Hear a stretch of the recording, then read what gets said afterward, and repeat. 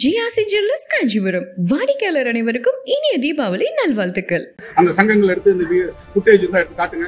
உங்க கார் வந்து அதை மோதிச்சு, அதனால தான் அந்த செய்தியை போட்டாங்கன்னு காட்டுங்க. நீங்க என்ன சொன்னாலும் நான் கேட்டுக்கிறேன். பொது இடத்துல நான் மன்னிப்பேன். சொல்றதை கேளுங்க. ஏன் எல்லா சேனல் மேலே நாங்க புகார் கொடுக்குறேன்? எல்லா சேனல்ல தானே செய்தி வந்தது. முன்னாடி எல்லா சேனல்லையும் செய்தி வந்ததுல ஏன் வேற சேனல்ல நான் சொல்றேன்? அடங்கமறுங்கிற முழக்கம் வேறுங்க. அது வந்து நான் கிட்டத்தட்ட 35 வருஷமா சொல்லிட்டு இருக்கிறேன். அண்ணாமலை முந்திரி கொட்டைத்தனமாக இதில் வந்து விமர்சனம் செய்வது, எங்கள் மீது வழக்கு பதிவு செய்ய சொன்னது உள்நோக்கம். வண்டியே மோதவில்லை என்பதற்கு அண்ணாமலை எந்த புலனாய்வு அறிக்கையை பெற்றார்? வண்டி பைக்கில் மோதிச்சுன்னு சொல்றது யார் அவருக்கு உறுதிப்படுத்தியது? அவர் ஏன் முந்திக்கிட்டு வந்து விடுதலை சிறுத்தைகள் குண்டர்கள்ங்கிறாரு, ரவுடிகள்ங்கிறாரு? இதுக்கு பின்னால பிஜேபி இருக்கு. இது மாதிரி நான் ஆர்ப்பாட்டத்தில் வர எங்களுக்கு தெரிஞ்ச உடனே அங்க இருக்கிற அப்ளிகேஷன் சொல்லி ஏதாவது ஒரு பிரச்சனை பண்ணுங்க சொல்லியிருக்காங்க. Festive delights. Celebrate this festive season with Adayar Anand Bhavan Sweets and Snacks. பலியான 41 பேர் குடும்பத்தினருக்கும் இன்று விடுதலை சிறுத்தைகள் கட்சியின் சார்பில் தலா 50,000 இழப்பீடு வழங்க உள்ளோம். கரூர் மாநகரத்தில் ஒரு திருமண மண்டபத்தில் இந்த நிகழ்வு ஒருங்கிணைக்கப்பட்டிருக்கிறது. பாதிக்கப்பட்டவர்களின் குடும்பத்தை சார்ந்த உற்றார் உறவினர்கள் இதில் பங்கேற்றிருக்கிறார்கள். பலியான தோழர்கள் 41 குழந்தைகள் உட்பட அங்கே அஞ்சலி செலுத்தி இருக்கிறோம். பாதிக்கப்பட்ட குடும்பத்தினருக்கு தலா ஒருவருக்கு அரசு வேலைவாய்ப்பு வழங்க வேண்டும் என்று தமிழ்நாடு அரசுக்கு விடுதலை சிறுத்தைகள் கட்சி வேண்டுகோள் விடுக்கிறது.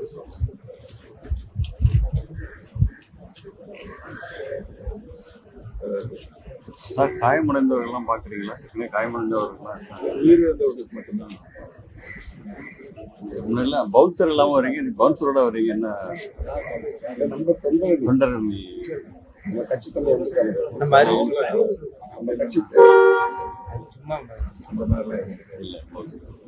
தொண்டர்கள் எப்பவுமே கருத்து வந்திருக்காங்க. 20 பேர் வந்திருக்காங்க. அதுக்காக கட்சி தொண்டர்கள் எஸ்ஐடி விசாரணை வேணாம், சிபிஐ விசாரணை வேணும். தாவேகா கேஸ் போட்டுருக்காங்க. சில கருத்துக்கள் வந்து சொன்னாங்க.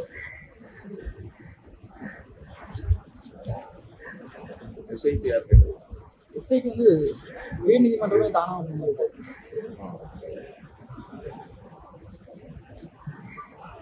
அவங்க வந்து என்ன கிரவுண்ட்ஸ்ல இந்த கோரிக்கை வைத்திருக்கிறாங்க? நெரிசல் சாவு அப்படின்னு பொதுவா எல்லோரும் சொல்லக்கூடிய நிலையில அது நெரிசலால் ஏற்பட்ட சாவு இல்லை, புறநிலை தூண்டுதலால் நேர்ந்த சாவுகள் கருதுதான் தெரிகிறது. அதனால்தான் இதை திசை திருப்ப பார்க்கிறார்களோ என்ற ஒரு விமர்சனம் கூடவே உள்ளது. விடுதலை சிறுத்தைகளும் இந்த விமர்சனத்தை வைத்தார். உச்சநீதிமன்ற நீதிபதி நெரிசல் சாவு பிறரால் தூண்டப்பெற்று நடைபெறக்கூடிய ஒன்று அல்ல. தன்னார்வத்தோடு வரக்கூடிய தொண்டர்கள் ஒரு குறிப்பிட்ட எண்ணிக்கைக்கு மேல் அதிகரிக்கிற போது பல்வேறு சம்பவங்களில் நிகழ்ந்திருக்கின்றன. அதாமத நிகழ்வுகளே நடந்திருக்கிறது, கும்பமேளா நிகழ்வுகளே நடந்திருக்கிறது, பெங்களூரு என்று கருதுகிறேன் ஒரு கிரிக்கெட் விழாவிலே நடந்திருக்கிறது, ஆந்திராவிலே அல்லு அர்ஜுன் திரைப்படம் பார்க்க போன போது அவரை பார்க்க வந்த இடத்திலே அது போன்ற ஒரு சம்பவம் நிகழ்ந்திருக்கிறது. இதுபோல கூடுதலான மக்கள் ஒரு இடத்திலே திரளுகிற போது அந்த எண்ணிக்கை அதிகரிக்கிற போது அவர்களுக்குள்ளாக ஏற்படுகிற நெரிசலில் ஏற்படுகிற ஒரு துயரம், அதிலே அவர்கள் வேறு என்ன கோணத்தில் இந்த கோரிக்கையை வைக்கிறார்கள், சிபிஐ விசாரணையை எதற்காக கோருகிறார்கள் என்று இன்னும் நான் சொல்கிறேன். பாஜக தலைவர் என்ன சொல்லியிருக்காருன்னா, அந்த விஜய் வந்து அங்க போனா அவர் வந்து கொல்ல வாய்ப்பு இருக்கு அப்படிங்கிற மாதிரி வந்து சொல்லியிருக்காரு. ஏற்கனவே கொலை நடந்திருக்கு, இது போனா இவரையும் கொலை செய்ய வாய்ப்பு இருக்கு. இல்லாத பொல்லாத கட்டுக்கதைகளை பேசுவதே அவரது வாடிக்கையாக இருக்கிறது. கற்பனையாகவும் யூகமாகவும் பல செய்திகளை பரப்புகிறார். அரசியல் செய்ய வேண்டும் என்பதிலே யாருக்கும் மாற்று கருத்தில்லை. ஆனால் சமூக பதற்றத்தை ஏற்படுத்துவதில் அவர் குறியாக இருக்கிறார். தமிழ்நாட்டை பொறுத்தவரையில் மாநில தலைவராக நயினார் நாகேந்திரன் அவர்கள் நியமிக்கப்பட்டு பல மாதங்கள் ஆகின்றன. ஆனால் இன்னும் அண்ணாமலையே தான் தலைவர் என்கிற மனநிலையில் ஏதோ பேசிக் கொண்டிருக்கிறார். விஜய் அவர்களுக்கு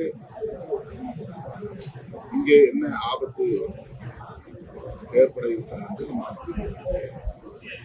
அவர் மக்கள் செல்வாக்கோடு இயங்கக்கூடிய ஒரு தலைவராக இருக்கிற சூழலில் அவருடைய உயிருக்கு ஆபத்து விளைவிக்கக்கூடிய அளவுக்கு என்ன சூழல் இங்கே நிலவுகிறது? அண்ணாமலை தான் சார் நிறைய கோரிக்கைகள் வைக்கிறார் நீதிமன்றத்தில். விஜய் பின்னாடி யாரும் வரக்கூடாது, வந்தா சரியடியெல்லாம் நடத்தலாம், அந்த மாதிரி இதெல்லாம் சொல்றாரு. எதுக்காக அவருக்கு அந்த மாதிரி என்ன கோரிக்கை? நிறைய இந்த மாதிரி கூட்டம் பின்னாடி தொடரக்கூடாது, போலி பந்தோபஸ்து கொடுக்கணும், கூட்டம் ஏதாவது நெருக்கடி அந்த மாதிரி நெரிசல் இருந்துச்சுன்னா தனியடி கொடுக்க நடத்துறதுலாம் அனுமதி தரணும், அந்த மாதிரிலாம் நிறைய சொல்லியிருக்காரு. அதை நீங்க எப்படி பாக்குறீங்க? அது இந்த நெரிசல் சாவுக்கு பிறகு ஏற்பட்ட ஒரு அனுபவம், படிப்பினை. அது அப்படி அவர் கோரிக்கை வைப்பது தவறு. அதிமுக தாவேகா கூட்டணி ஏற்படுறது ஒரு பேச்சு போயிட்டு இருக்கு சார். அப்படி அந்த கூட்டணி ஏற்பட்டால் திமுக கூட்டணி கட்சியோட வெற்றி வாய்ப்பு ஒரு தேர்தல் எப்படி இருக்கும் நினைக்கிறீங்க? இது வந்து ஒரு யூகமான கேள்வி. அதிமுக தரப்பிலே பரப்புகிற ஒரு வதந்தி. அவர்கள் ஏற்கனவே பாஜகவோடு கூட்டணியில் இருக்கிற போது தமிழக வெற்றி கழகம் அந்த அணிக்கு எப்படி வரும் என்ற கேள்வி எழுகிறது. ஏனென்றால் பாஜக எங்களுடைய கொள்கை எதிரி என்று விஜய் அவர்கள் ஏற்கனவே அறிவித்திருக்கிறார். அப்படி என்றால் பாஜக, அதிமுக, தாவேக ஆகிய கட்சிகள் கூட்டணியில் இருக்குமா, அல்லது பாஜகவை கழற்றி விட்டுவிட்டு அதிமுக வெளியேறுவதற்கு தயாராக இருக்கிறதா என்ற இன்னொரு கேள்வி இருக்கிறது. எனவே அதிமுக தலைமை ஒரு கூட்டணிக்கு கூட நம்பத்தகுந்த அந்த நம்பிக்கையுடைய அல்லது நம்பகத்தன்மையுடைய ஒரு கட்சியா என்ற கேள்வி இயல்பாக எழுகிறது. பாஜகவை கழற்றிவிட்டு அதன் பின்னர் தாவேகாவோடு கூட்டணி வைக்க அவர்கள் தயாராக இருக்கிறார்களா இந்த கேள்வி எழுதுகிற போது அவர்களின் நம்பகத்தன்மையும் கேள்விக்குள்ளார்கள். இப்போ வாகனம் மோதினதுல பிஜேபியோட தலையீடு இருக்கு, அவங்களுடைய சதி இருக்குன்ற மாதிரி சொல்லியிருக்கீங்க. அது எந்த அளவுக்கு? அண்ணாமலை முந்திரிக்கொட்டைத்தனமாக இதிலே வந்து விமர்சனம் செய்வது, எங்கள் மீது வழக்கு பதிவு செய்ய சொன்னது உள்நோக்கம் கொண்டது. அதாவது வண்டி இருசக்கர வண்டியின் மீது என்னுடைய கார் மோதியது அப்படிங்கிறதுக்கு எந்த ஆதாரமும் இல்லை. ஆனால் அவர் வந்து இருசக்கர வண்டியை நிறுத்திவிட்டு எங்களுடைய வந்து சத்தம் போட்டுவிட்டு ஆதாரம் அவரை எஸ்கார்ட் போலீஸ் போய் நீங்க ஒதுங்கி போங்கன்னு கேட்கறாங்க, அவர் போக மாட்டேங்கிறாரு. அதன் பிறகு அங்க இருந்த எங்க இயக்க தோழர்கள் தம்பி ஒதுங்கி நில்லுங்க, தள்ளி போங்க சொல்றாங்க, அவர் போக மாட்டேங்கிறார். அந்த இடத்துல நின்று வீம்புக்கான ஒரு விவாதத்தை நடக்கிறார், வாக்குவாதம் நடக்கிறார். இப்போ வண்டியை வந்து நீ முன்னால் தள்ளிப்போ அப்படின்னு அவர் சேர்த்து தான் தர்றாங்க. ஆனா அவர் கையை விட்டுறாரு வண்டி. அது அந்த வண்டி இன்னொரு உண்மை என்னன்னா, அந்த வண்டி எங்க கட்சிக்காரங்க, விடுதலை சிறுத்தைகள் கட்சியை சார்ந்த ஒரு தம்பியின் வண்டி. அந்த வண்டி அவர் 12:30 மணிக்கு எனக்கு வந்து ஒரு இடத்துக்கு போன நேரம் கொடுங்கன்னு சொல்லி வாங்கியிருக்காரு. நான் 12:30 மணிக்கு அந்த இடத்துல அவர் போறேன். 2:30 மணிக்கு நான் நிகழ்ச்சி முடிச்சுட்டு வரும்போது தான் அந்த வண்டியை எடுத்துட்டு வர்றாரு. முன்னால யாருமே இல்லை, எந்த டிராபிக்குமே இல்லை. நினைச்சிருந்தா சரன்னு வேகமா போயிருக்கலாம், அல்லது இடது பக்கத்துல நிறைய இடம் இருந்துச்சு, இடது பக்கத்துல ஒரு ஒதுங்கி போயிருக்கலாம். அது வண்டியை பார்த்த பிறகு ஒரு கட்சி கொடி யாரோ வராங்க, சரி அவங்க போட்டோம் அப்படின்னு அதை தள்ளி நின்றுருக்கலாம். ஆனா காருக்கு முன்னால வந்து வண்டியை நிறுத்திட்டு வண்டி மோதாத போதே, ஏன்னா வண்டிக்குள்ள இருந்த எங்களுக்கு தெரியும் வண்டி மோதிச்சா இருக்கு, வண்டி மோதலுக்கான வாய்ப்பே இல்லை. ஏன்னா அது ஸ்பீட் பிரேக் இருக்கிற ஒரு 4-5 ஸ்பீட் பிரேக் இருக்கு. நாங்களும் அப்பதான் நிகழ்ச்சி முடிச்சு 2 நிமிஷம் தான் ஆகும், உடனே ஸ்பீடு இருக்கிறதுக்கான தேவையான இல்லை. வண்டியே மோதவில்லை என்பது அண்ணாமலை எந்த புலனாய்வு அறிக்கையை பெற்றார்? வண்டி பைக்ல மோதிச்சுன்னு சொல்றதுக்கு யார் அவருக்கு உறுதிப்படுத்தியது? அவர் ஏன் முந்திக்கிட்டு வந்து விடுதலை சிறுத்தைகள் வந்து குண்டர்கள்ங்கிறாரு, ரவுடிங்கிறாரு? அந்த வீடியோவை வெளியிட்டவர்களுக்கும் இவருக்கும் ஏதோ ஒரு தொடர்பு. இந்த வீடியோவை வெளியிடுவதற்கு என்னுடைய காருக்கு முன்னால் இருந்த ஒருவர் தான் எடுத்திருக்கின்றது. என்னுடைய காருக்கு முன்னால எந்த பிரச்சனையும் இல்லை. ஏன்னா நான் ப்ரொட்டஸ்ட் பண்ற இடத்துல தான் எல்லாருமே இருந்தாங்க. வழக்கமா என்கிட்ட பேட்டி கேட்பாங்க, அன்னைக்கு என்னன்னு தெரியல, பேட்டி கேட்கல. நான் இறங்கி வந்தவொடனே நான் பாத்தீங்க நல்ல வேர்த்து இருந்துச்சு. நான் தலையை தோட்டிட்டு தான் இருந்தேன். எதுவும் பின்னால என்ன நடக்குது சைடில் நடக்குதுன்னு நான் பார்க்குறேன். எல்லாம் வேர்த்து இருந்துச்சு. எனக்கு கொஞ்ச நேரம் தொடங்கினா கூட தலைவலி வரும். அதனால நான் வந்து அதை தொடச்சிட்டே வந்தேன். திடீர்னு எல்லாம் கும்பல் பண்ணி தான் நான் பார்க்குறேன். ஒரு நிமிஷம் கூட இருக்காது எங்கள் வண்டி அப்படி தப்பாச்சு. அந்த தண்ணி கும்பலில் என்ன நடக்குது நான் பார்க்குறேன். ஏன் இறங்கலை, ஏன் தடுக்கலை அப்படிங்கிற கேள்வி தான் அவர் எழுப்புறாரு. எனவே முன்னால வந்து ஒரு ஆளை செட் பண்ணி வச்சு இந்த வீடியோ எடுத்துக்கிறாங்க. அந்த வீடியோ உடனடியா வந்து அண்ணாமலைக்கு போயிருக்கு, அல்லது அந்த வீடியோ உடனடியா ஒரு தனியார் தொலைக்காட்சி. சம்பவம் நடந்து 2:34. ஆனா அந்த வீடியோ வந்து அந்த தனியார் தொலைக்காட்சியில 2:39 அப்லோட் பண்றாங்க. 5 நிமிஷத்துல அந்த வீடியோ அந்த தனியார் தொலைக்காட்சிக்கு வீடியோ கொடுத்துச்சு. அவர் அங்க வந்து எடுத்தாங்க, அல்லது அவருக்கு வேற யாராவது கொடுத்தாங்க. உடனடியா அண்ணாமலைக்கு மட்டும் எப்படி அந்த செய்தி வந்து தெரியுது. அவர் வந்து அடுத்த 1 மணி நேரத்தில் வந்து விடுதலை செய்தி அவங்க கைது பண்ணணும், திருமாவளவன் வந்து அதுக்கு வந்து வேலை சாப்பிட்டு அப்படின்னு அவர் கண்டிப்பார். எங்களுக்கு நாங்கள் விசாரிச்சு வரணும், பொலிட்டிக்கலா எங்களுக்குள்ள கனெக்டில் அந்த லிங்க்ல விசாரிச்சு வரணும். இதுக்கு பின்னால பிஜேபி இருக்கு. இது மாதிரி நான் ஆர்ப்பாட்டத்தில் வர எங்களுக்கு தெரிஞ்ச உடனே அங்க இருக்கிற அப்ளிகேஷனை சொல்லி அங்க ஏதாவது ஒரு பிரச்சனை பண்ணுங்க சொல்லியிருக்காங்க. பிரச்சனை பண்ணிருக்கு. இது திட்டமிட்ட ஒன்று. இது குறித்து நான் வந்து முதல்வரை சந்திச்சு இது முழுமையா ஒரு விசாரணை நடத்தணும். ஏன்னா இது என்னுடைய பாதுகாப்போடு தொடர்புடைய விஷயமா இருக்கு. நான் முதல்ல இது வந்து ரொம்ப சிம்பிளா நினைச்சேன். ஒன்றும் இல்லை, தள்ளி விடுங்க பிரச்சனை பண்ணாதீங்கன்னு நான் போயிட்டேன். அதுக்கப்புறம் வந்து தோழர்கள்லாம் மறியல் உட்காந்தானே டிசி லைவுக்கு வந்தார். சார் அது ஒன்றும் இல்லை சார், நான் போக சொல்லிட்டேன், நீங்க அதை தள்ளி விட்டுருங்க. அவர் யாருன்னு தெரியாது. இப்போ அவர் வந்து வக்கீல் எங்களுக்கு தெரியுமா, அவர் என்ன சாதின்னு தெரியுமா, என்ன மதம் தெரியுமா, என்ன கட்சின்னு தெரியுமா. ஆனா அவருக்கு நான் யாருன்னு தெரியும். நான் உள்ள இருக்கிறது தெரியலன்னா கூட கட்சி கொடி தெரியும். எனக்கு பின்னால போலீஸ் எஸ்கார்ட் வராங்க, அவங்க சைரன் போட்டு வராங்க. இவ்வளவு தெரிஞ்சும் வண்டி மோதாத போதே ஒருத்தர் வண்டிக்கு முன்னால சென்ட்ரல்ல ரோட் சென்ட்ரல்ல வண்டியை நிறுத்திட்டு அவரை நோக்கி வந்து அப்படின்னு டிரைவர்கிட்ட போறாரு. என்கிட்ட நோக்கி வந்தா இருக்கிறாங்க. நான் சரியாக கிளம்புறேன், நான் கிளம்புறேன் தலை தரேன். இந்த விவகாரத்துல பிஜேபி உடனடியா RSS காரங்க தான் வேகமா இறங்கி வேலை செய்யறாங்க. RSS பிஜேபியோட தொடர்புள்ளே சாதி அமைப்புகள் வேகமா வேலை செய்யறாங்க. ஒரு சமூக பதற்றத்தை உருவாக்குவதற்கு இந்த தனியார் தொலைக்காட்சி அண்ணாமலையும் காரணமாக. எனக்கு வந்து எனக்கோல இந்த கூடியிருந்த தமிழுக்கோ யார் என்ன அவங்களுக்கு என்ன அடையாளங்கிறது தெரியலாம். ஆனா அவரு என்ன அடையாளம் யாருக்குமே தெரியாது. உடனே இந்த சாதி பார்த்து தான் அவங்க அடிச்சாங்க அப்படின்னு ஒரு சாதிக்கு எதிராக எங்களை நிறுத்துறாங்க. நாங்க எப்படி ஒரு சாதிக்கு எதிராக செயல்பட முடியும்? அப்ப எங்களை ஒரு சாதிக்கு எதிராக நிறுத்துற முயற்சியிலேயே வந்து அண்ணாமலை ஈடுபடுறாரு, சமூக பதற்றத்தை உருவாக்குறாரு. அவர் முதல்ல தமிழ்நாடு தலைவர் பதவியிலிருந்து பெரிய போயிட்டு அவருக்கு தெரியுமா தெரியாதா? அந்த பிரச்சனையை அவரு நயினார் நாகேந்திரன் அவர்கள் வந்து அட்ரஸ் பண்ணட்டும். இவர் கருத்து சொல்ல உரிமை இருக்கு. ஆனா பதற்றத்தை உருவாக்குறதுக்கும் ஒரு புலனாய்வு நடக்காத போது வண்டியில போய் மோதுனதுங்கிறது என்ன ஆதாரம்? வண்டியில மோதுனதுக்கு ஆதாரம் நடந்துங்க. நான் மன்னிப்பு கேட்கிறேன். எல்லா சேனலுமே உடனே லைவ் பண்றாங்க. எல்லா சேனலும் உட்காந்துல சொல்றே கேளுங்க. ஏன் எல்லா சேனல் மேல நாங்க புகார் கொடுக்கல? எல்லா சேனலும் தானே செய்தி வந்தது. முன்னாடி எல்லா சேனல்லையும் செய்தி வந்ததுல ஏன் வேற சேனல் நான் சொல்லல? இந்த டிவி வந்து தொடர்ந்து பல வருஷமா ஒரு சைடு எடுத்து ஒரு அவதூறு பரப்புறதுலையும் வதந்தி பரப்புறதுலையும் சமூக பதற்றத்தை ஏற்படுத்துறதுலையும் குறியாருக்கு செயல்படுறாங்க. நாங்க இல்லைன்னு மறுத்தது பிறகு திரும்ப வந்து மாட்டிக்கொண்ட வீசிக்கான செய்தியை போடுறாங்க.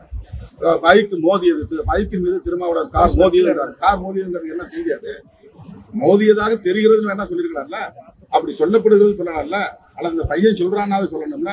இவங்க எப்படி ஒரு முடிந்த முடிவுக்கு வராங்க?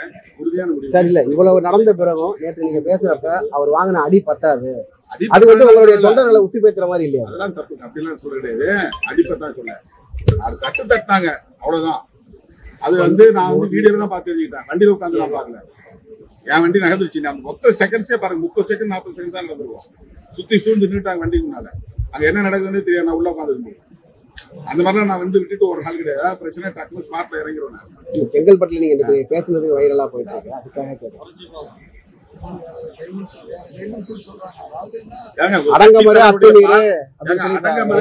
முழக்கம் வேறுங்க. அது வந்து நான் கிட்டத்தட்ட 35 வருஷமா சொல்லிட்டு இருக்கிறேன். அவங்களுக்காக சொல்லல. ஒடுக்கப்பட்ட மக்கள் அனைவரும் வந்து இது மாதிரி ஒடுக்கி கிடக்காதீங்க, கேஸ் போட்டாங்க பயப்படாதீங்க, யாராவது வந்து ஒரு கரெக்டான பயப்படாதீங்கன்னு சொல்றதுங்கிறது அது ஒரு அரசியல் முழக்காது. அது யாரும் ஒரு குறிப்பிட்ட சாதிக்கு எதிரானது இல்லை, ஒரு சமூகத்துக்கு எதிரானது இல்லை. அது உலகம் முழுக்க பொருந்தும். எந்த சமூகத்துக்காக இருந்தாலும் அது பொருந்தும். எதுவாக இருந்தாலும் நான் என்ன சொல்றேன்னா, அவங்க யாரும் திட்டமிட்டு அடிக்கிறான். அவன் முறைக்கிறான், திரும்ப முறைக்கிறான். எஸ்கார்ட் போலீஸ் வந்து சொல்றாங்கல்ல, தம்பி ஒதுங்குன்னு, ஒதுங்கி இருக்கலாம்ல. அதுக்கு அடுத்து இருக்கிற தம்பிங்கெல்லாம் ஒதுங்க சொல்றாங்கல்ல, ஒதுங்கலாம். அப்ப என்ன நோக்கம்? வண்டி மோதி கீழே விழலாம், இல்ல வண்டி மோதி ஒரு ஏதாவது ஸ்கிராட்ச் இருக்கா காட்டுங்க. ஒரு டெஸ்ட் எடுங்க, இந்த வண்டி அந்த வண்டி மோதுங்கிறதுக்கு ஏதாவது பெயிண்ட் ஒட்டிருக்கும்ல.